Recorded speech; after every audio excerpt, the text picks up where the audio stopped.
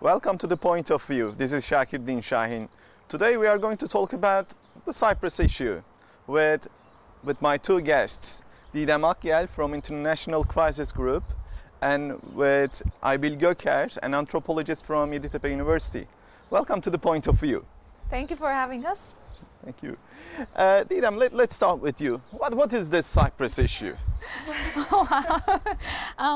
Shakir, it's a very deep question that you asked.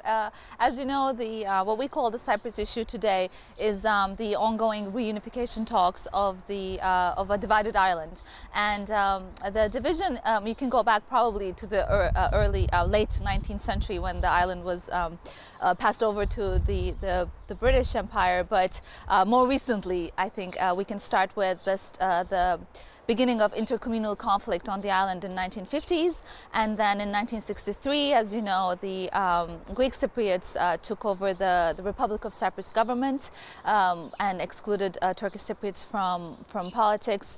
And in 1970s, in 1974, there was a Greek-backed, an Athens-backed coup attempt to reunify the island with Greece, after which Turkish troops invaded and occupied the northern third of the island. And that's the situation as it stands today. The Turkish Cypriots are in the north, covering an area about slightly over 30% of the island, and the Greek Cypriots are in the south.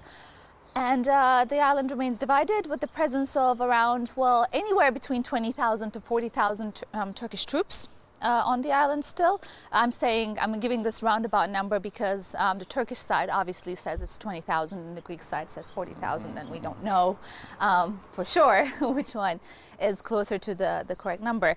The Greek Cypriot government, the Greek Cypriot-run Republic of Cyprus government still remains the internationally recognized authority on the island, with the northern third called Turkish Republic of Northern Cyprus by the self-declared state, which is not recognized internationally by anyone but Turkey.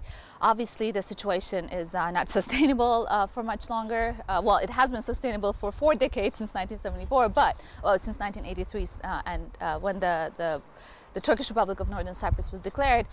But it is not. We, as Crisis Group, argue that some important steps need to be taken to ameliorate the situation on the island and to resolve the stalemate. Obviously, negotiations continue between the two sides, have continued since the 1970s to reunify the island under a bizonal, bicommunal federation. And we can talk in more detail about what that means or what that entails, but in a nutshell, the failure of these negotiations is what we currently call the Cyprus problem. You're coming from International Crisis Group, which focuses on conflict resolution. Right. So from the point of view of International Crisis Group, what should be done to solve this problem? Well, since 2006, we published 4, and now we've published another one this year, early this year. So 5 reports detailing what should be done. And we really thought the 2004 Annan Plan was a very good opportunity to put the Cyprus conflict behind us and to reunify the island in a UN-backed, with a UN-backed plan, which was also supported by the EU and the US, as well as Turkey and Turkish Cypriots. But as you know, in 2004, the Greek Cypriots voted against this plan, and the island remains divided to this day. We still believe that a comprehensive settlement, which is what the two sides are negotiating, a comprehensive solution that will reunify the island in a bizonal, bicommunal federation, is still the most sustainable and beneficial solution for both sides. Although it's obviously not their first choice. The Greek Cypriots' first choice is a unitary state. The Turkish Cypriots' first choice is a two-state solution. So bizonal, bicommunal federation is still a second best option, but still it's the only one that's acceptable to both sides and that can still be worked. That said, in our latest report in February, we said this political comprehensive settlement solution, which resolves all issues, seems quite far-fetched at this point, because the sides have not made much progress in the reunification talks, in this latest round of reunification talks. So we propose some unilateral steps in the meantime, saying without prejudice to this package solution, let all sides take some unilateral steps. And I will get into those perhaps if you want in the later part of the program, or if you want now. But basically, I mean, there would be things for Turkey to do, such as, implementing its obligations to Greek Cypriots, and steps for Greek Cypriots to take, such as gestures that they could do, such as allowing Turkish Cypriots to trade from Famagusta port, etc., etc. Like I said, I mean, there's 6 steps, and I would love to go into detail of all of them. But so basically, we need some change of pace in the negotiations. And most importantly, I think, let me say that, is the most important change would be for Turkey to openly start communicating with the Greek Cypriot government, which is not something that has happened before.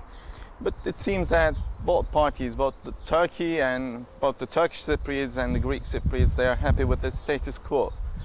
What's wrong with the status quo? That's a good question, because when you look at the island, it seems perfectly peaceful. The border crossings between what's called the Green Line or the buffer zone have been open since 2003.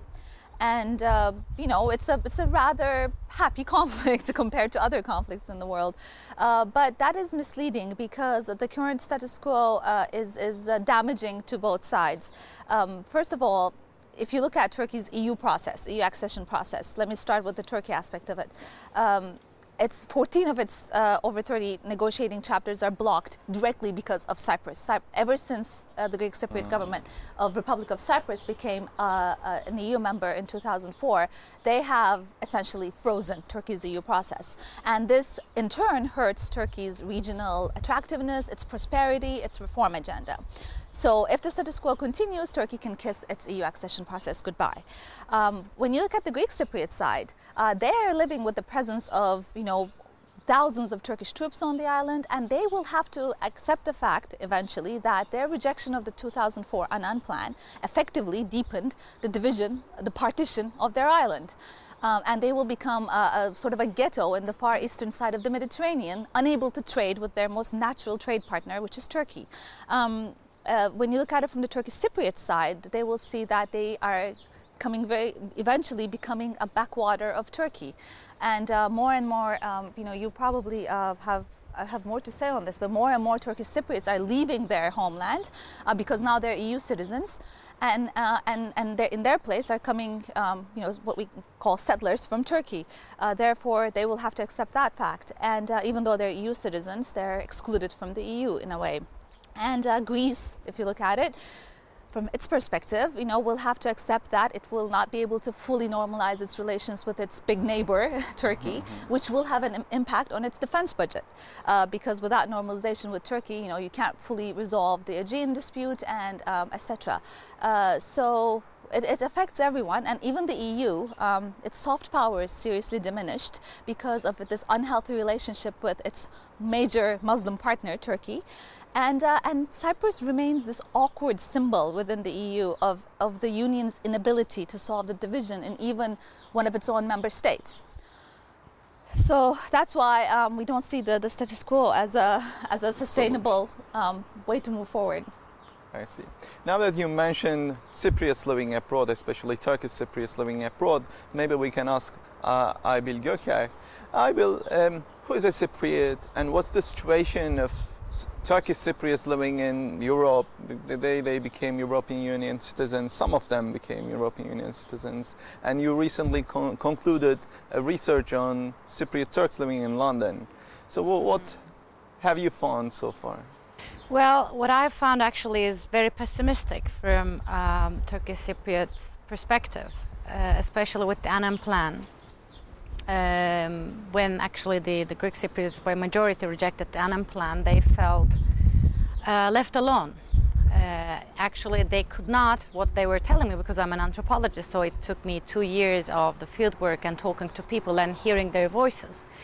And Turkish Cypriots felt that they cannot identify with the concept of Cypriot at all, okay, because they were out of the unification. And they voted, the Turkish Cypriots voted with majority yes for the Annan Plan.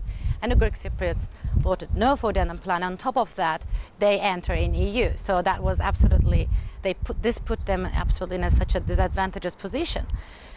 Cypriots abroad, well, what I did was a research, an anthropological research, a field work in North London. So I just have to, categorize my explanations only for that. And it was a particular time, which was between 2003 and 2005, which was like the boiling spot for Cyprus. It took like 30 years, untouched Cyprus issue. When I started to do my fieldwork, everything has started, like, opening the checkpoints, and then the Annan Plan on the table, and the referendum results, and then, membership of EU. So all these changes directly affected my informants. This is how we call it in anthropology. Well, let's say now, people's memories. Okay, so they had to go through their memories, they had to reconstruct the past and the present, especially after visiting their old villages, which they called home before.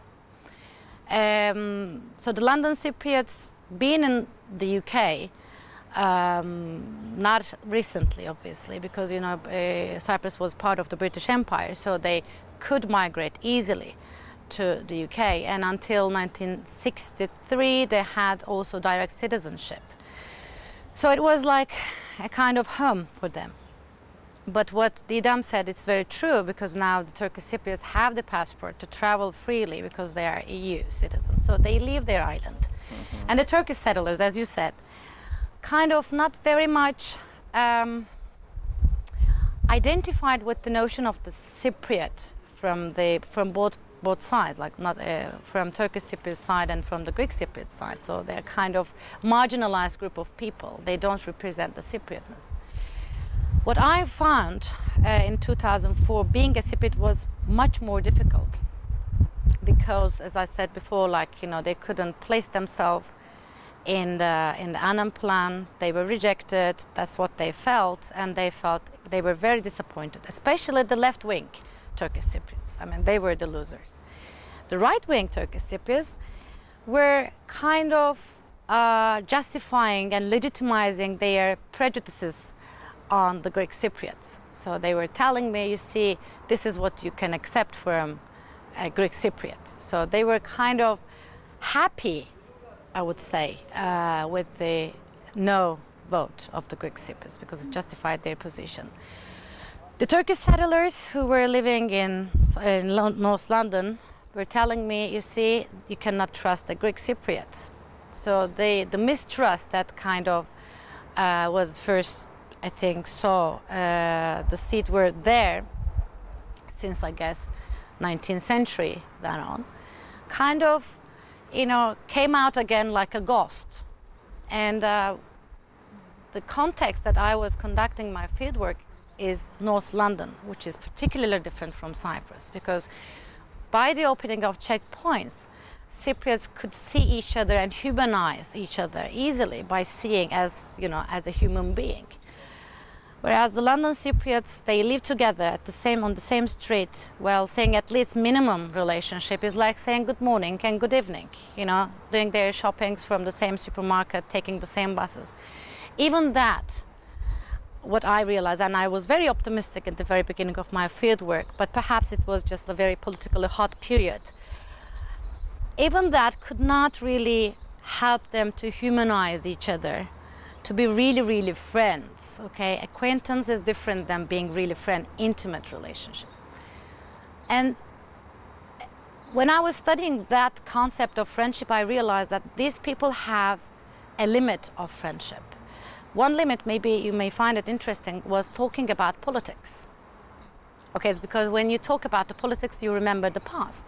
And the past is structured differently in Greek Cypriot minds and the Turkish Cypriot minds. Usually, I don't like generalizations, but for the sake of, to clarify it, I'm saying the Turkish Cypriots and the Greek Cypriots.